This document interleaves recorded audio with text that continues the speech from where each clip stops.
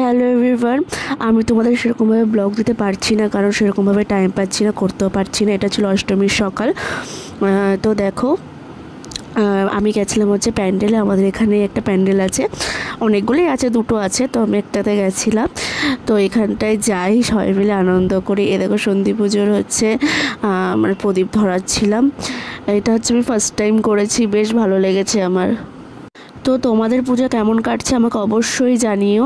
আমি বেশি ভিডিও করতে পারছি না, তো এক্সট্রিমলি সরি সবাইকে, কিছু মনে করো না। ভিডিও কন্টিনিউয়াসলি তাও ঠিকঠাক করে আসবে। এই দেখো ফটোগুলো দেখো কি সুন্দর হয়েছে, মার মুখটা খুব সুন্দর, খুব মিষ্টি বলো। তারপরে দেখো বাড়ি এসে দেখো মিওকে দেখো জামা পরিয়ে দিয়েছে মা, আর মিওর ফার্স্ট টাইম জামা পরানো, একটু অবাক হয়ে গেছে যে কি হচ্ছে আমার সাথে, বিষয়টা মেন কি হচ্ছে। ওকে তো জামা পরে বেশ সুন্দর লাগছে, মানে আমার তো সেই লেগেছে। আর ও জামাটা আমি কিনে এনে দিয়েছিলাম ওকে।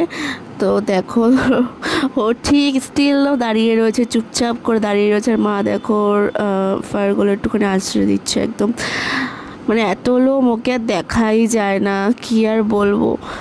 ও ভাবছে কি হচ্ছে আমার সাথে। তারপরে হচ্ছে রাত করে একটুখানি বেরিয়েছিলাম। আমি শাড়ি পরিনি, সেই জন্য আমি এই ড্রেসটা পরেছিলাম। কেমন লাগছে জানিও আমাকে, লাস্টে ফটো অ্যাড করে দিচ্ছি, দেখো তোমরা। তো নেক্সট ভিডিও আসছে খুব তাড়াতাড়ি। Tata bye.